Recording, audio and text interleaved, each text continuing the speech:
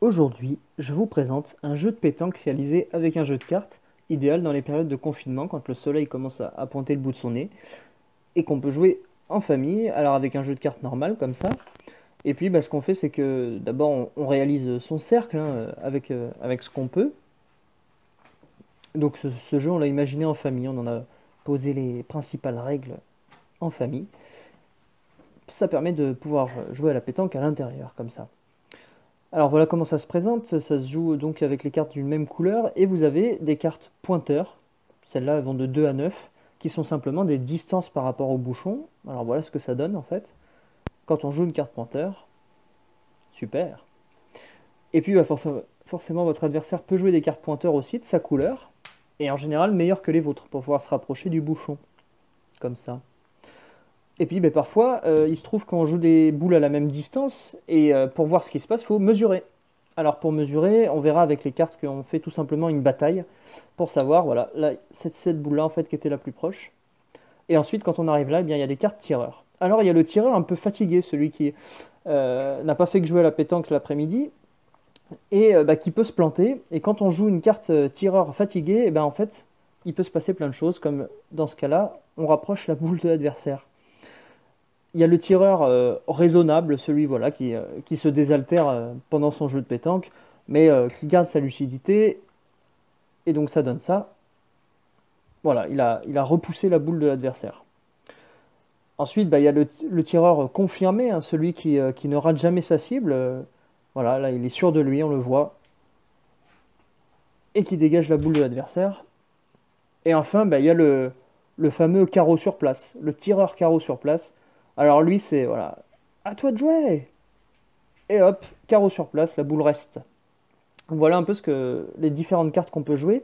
Et à noter que pour sa couleur, l'as a une valeur particulière, c'est le tireur bouchon, c'est la boulette, c'est le bouchon qui s'en va.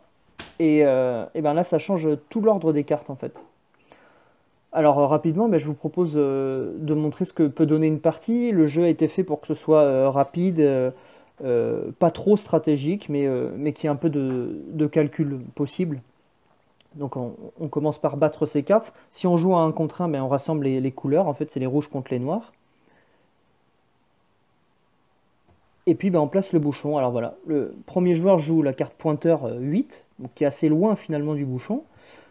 L'adversaire il pointe aussi, mais un peu plus près du bouchon, avec ce 7. Et puis là, ça commence à bien pointer avec un 2, la deuxième boule donc, du joueur noir.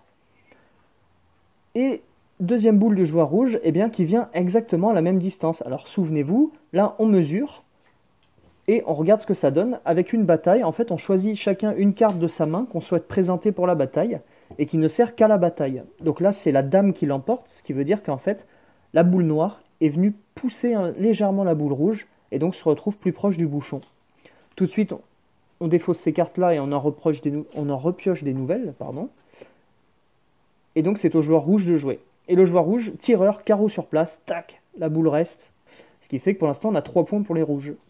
Alors boule noire, le tireur fatigué, et qu'est-ce que ça va donner? Il pioche en fait une carte au hasard dans la main de l'adversaire, et là il a de la chance, c'est un valet, donc il a bien éloigné la boule de l'adversaire, comme ceci. Il reste toujours 2 boules rouges plus proches du bouchon, donc c'est toujours au noir de jouer.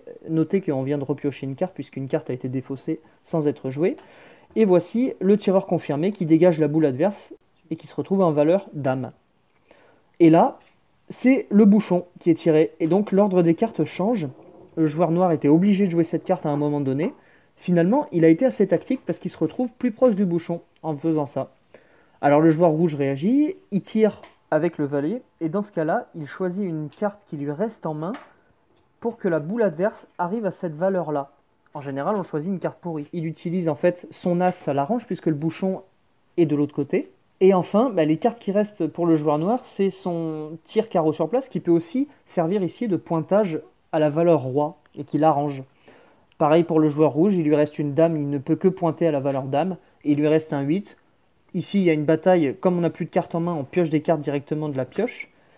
Mais en fait, ça ne changera rien puisque le joueur le plus près du bouchon, c'est le joueur noir. Donc voilà, ici, il y avait tous les cas de figure possibles que vous pouvez rencontrer. Et vous n'avez plus qu'à profiter et même à voir s'il y a des règles qui vous arrangent plus que d'autres.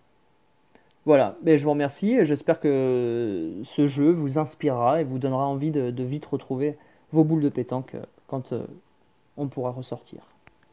Il va me niquer mon chapeau.